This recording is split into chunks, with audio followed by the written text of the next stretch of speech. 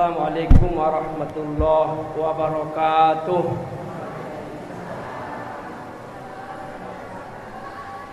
Bismillah, alhamdulillah, wassalatu wassalamu ala rasulillah wa ala alihi wa ashabihi wa mawala, amma ba'du.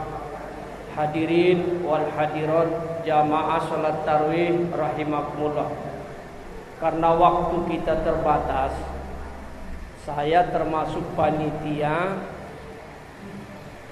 Ramadan di MDI dan sekaligus panitia mudzakarah membimbing ustadz-ustadz setiap hari.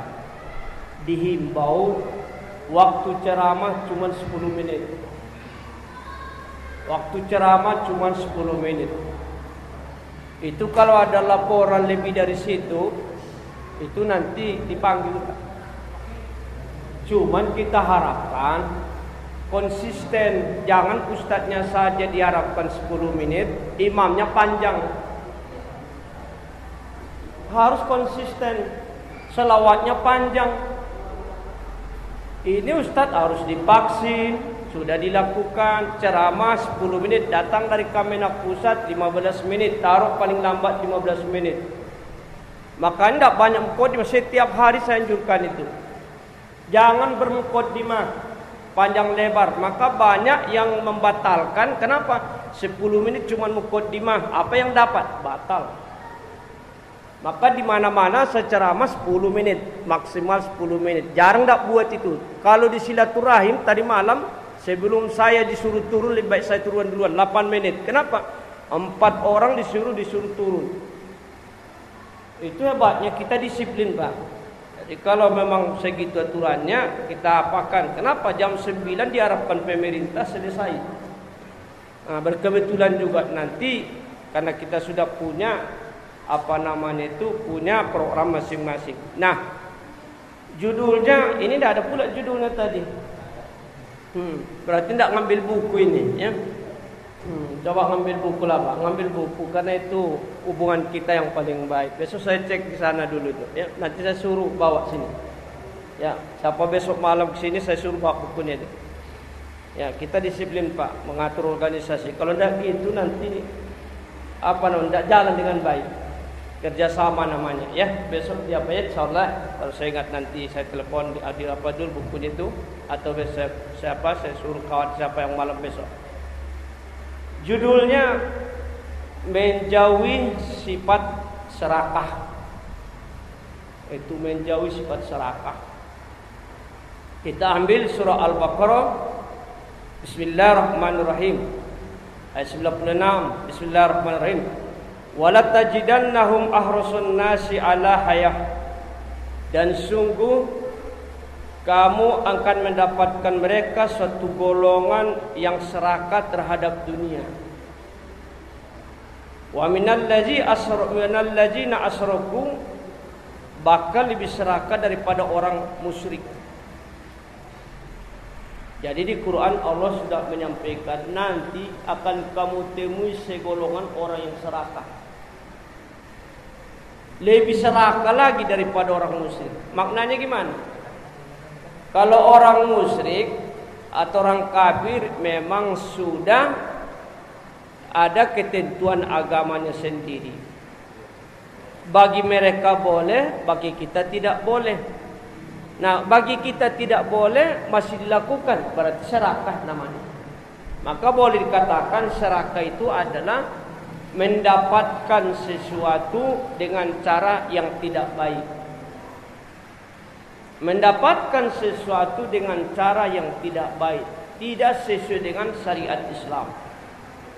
Mendapatkan harta dengan cara yang tidak halal. Mendapatkan kedudukan dengan cara tidak benar. Itu namanya serakah.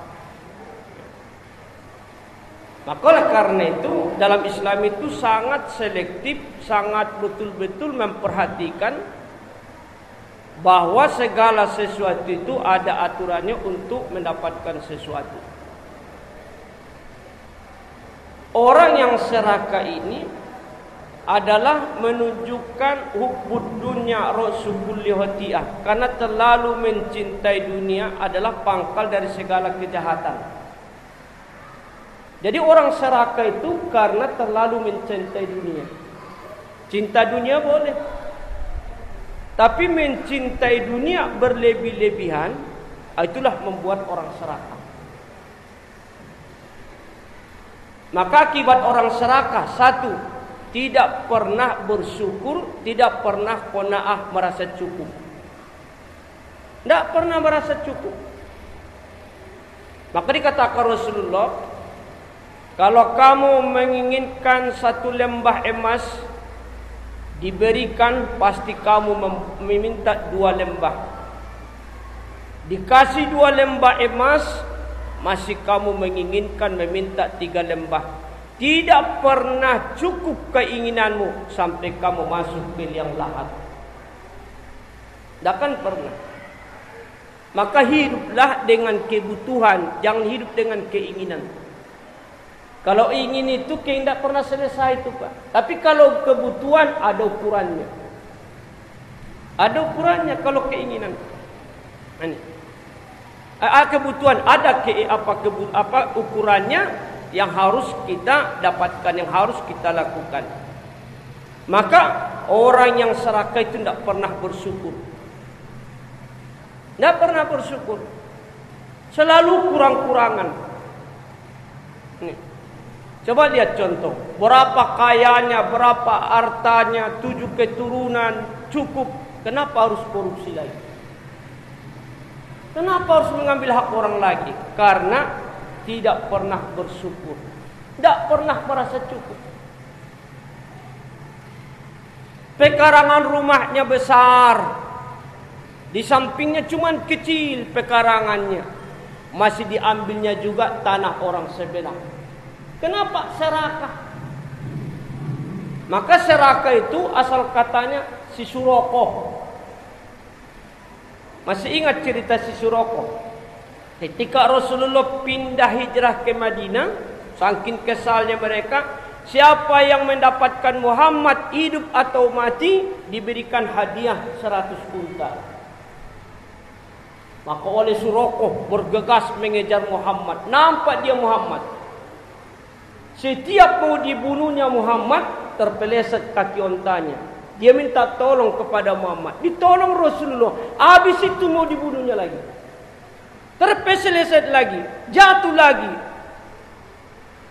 mau dibunuhnya lagi Muhammad. Begitulah serakahnya. Maka kalau ada kita yang hadir ini serakah, itu keturunan si Suraqah itu. Kalau perempuan istri si Suraqah itu. Kalau bapak-bapaknya memang si Suraqahnya. Tidak ada rasa syukur, tidak ada rasa cukup apa yang diberikan oleh Allah. Yang kedua, orang yang serakah itu tulul amal, panjang angan-angan. Dapat ini, mau ini, selalu panjang angan-angan. Maka dikatakan Rasul, barang siapa yang bangun pagi, hatinya cuman terpaut kepada dunia, cuman memikirkan dunia, solat subuh pun tidak, Allah menimpahkan 4 hal ke dalam dirinya. 1, pikiran yang kacau. Pikiran tidak akan tenang, dah habis-habisnya. Yang kedua, tulul amal, banyak angan-angan. Yang ketiga, kesibukan yang tidak ada habis-habisnya. Sibuk aja bawaannya. Padahal pekerjaannya tak jelas. Tapi kenapa? Dunia. Sibuk aja. Yang keempat, ditimpakan kepadanya tidak pernah merasa cukup, merasa qanaah apa yang diberikan Allah. Kalau tidak qanaah, selalu berpikir mendapatkan walaupun dengan cara yang dilarang Allah Subhanahu wa taala. Maka oleh karena itu, kalau kita banyak keinginan, banyak angan-angan, maka obatnya apa? Puasa. Puasalah supaya keinginan kita itu, ambisi kita itu dibimbing oleh Allah. Maka kata Rasul, "Hei anak muda, kalau kamu mau menikah, kamu tidak mampu, maka puasalah." supaya keinginanmu mau menikah itu dibimbing Allah Subhanahu. Itulah gunanya puasa, salah satu mendidik hawa nafsu, mendidik keinginan. Hubbud dunya ra'su kulli khati'ah, cinta kepada dunia adalah pangkal dari segala kejahatan. Maka di situ pentingnya kita mengendalikan serakah. Yang ketiga, kalau orang sudah serakah mengundang permusuhan, bertetangga dengan orang serakah, tidak akan harmonis, Pak. Tidak akan harmonis. Bersaudara serakah, tidak akan harmonis. Selalu mengundang permusuhan. Karena dia apa? Karena dia hanya memikirkan dirinya sendiri. Saudara kandungnya pun serakah, tidak mengenal saudara, tidak mengenal kasihan. Orang serakah itu mana ada kasihannya, Pak? Tidak ada. Egois, mementingkan dirinya sendiri. Makanya kalau orang sudah serakah, ya Allah, ditemani ke mana, tidak ditemani ke mana, bahayanya besar. Belas kasihan tidak ada. Begitu keadaan orang, masih tega dia mengambilnya, masih tega dia memanfaatkannya. Kenapa? Keserakahan membutakan hati orang. Makanya kalau kita sudah serakah, buta hati itu melihat kebenaran. Makanya karena itu dampak keserakahan. Yang terakhir, orang yang serakah membuat dia lalai beribadah. Lalai beribadah. Dia teringat beribadah lagi. Kalaupun dia sholat sesekali, tidak akan usuk, tidak akan tenang. Kenapa? Karena sifat serakah itu mempertuhankan hawa nafsu, bukan lagi mempertuhankan Allah. Maka Allah selalu mengingatkan, Bismillahirrahmanirrahim, Ya ayyuhallazina amanu la tulhikum amwalukum wala auladukum an zikrillah. Wahai orang beriman, janganlah kamu dilalaikan oleh urusan hartamu, urusan anakmu, urusan dunia melalui mengingat Allah, lalai beribadah. Wa may yaf'al zalika, barang siapa melakukan demikian dalam hidupnya, faulaika hum khasirun, maka termasuk orang merugi di dunia sampai di akhirat. Dia sibuk dengan keserakahannya mencari dunia, lalai beribadah. Berapa banyak kita walaupun sholat selalu terlambat karena dunia, karena terlalu mencintai dunia. Maka apa kata Imam Al-Ghazali? Aku kasihan melihat sebagian manusia itu. Kenapa? Kata kawannya, mereka sibuk mengejar dunia, tapi mereka lupa bahwa mereka juga disibuk dikejar ajalnya. Apakah dunia dapat duluan atau ajalnya dapat duluan? Satu sisi dia mengejar dunia, di sisi lain ajal mengejarnya. Apakah dunia dapat duluan atau datang ajalnya duluan? Kalaupun, kata beliau, dapat dunia, taruh dapat, tak lama ajalnya pun tiba. Contoh, gara-gara menyekolahkan anak, sholat tidak tentu, ke masjid tidak pernah. Akhirnya apa? Anak berhasil selesai kuliah, bekerja, tapi tidak lama dia pun akan pergi. Sering seperti itu. Bangun rumah besar, mati-matian mencari uangnya. Selesai rumah, ditempati sebentar, tak lama pindah rumah ke alam barzakh ujungnya. Begitulah orang serakah, membuat dia lalai untuk beribadah kepada Allah Subhanahu. Maka kesimpulan, buang sifat serakah, karena itu menggelapkan hati, membuat kita jauh dari Allah. Serakah itu adalah penyakit batin. Maka solusinya apa? Selalulah mendekatkan diri kepada Allah Subhanahu wa taala. Sadarlah kita bahwa apa yang kita lakukan itu nanti semua ditanggungjawabkan nanti di akhirat. Amin ya rabbal alamin. Itu saja yang dapat saya lakukan, yang saya sampaikan. Mudah-mudahan ada manfaatnya. Assalamualaikum warahmatullahi wabarakatuh.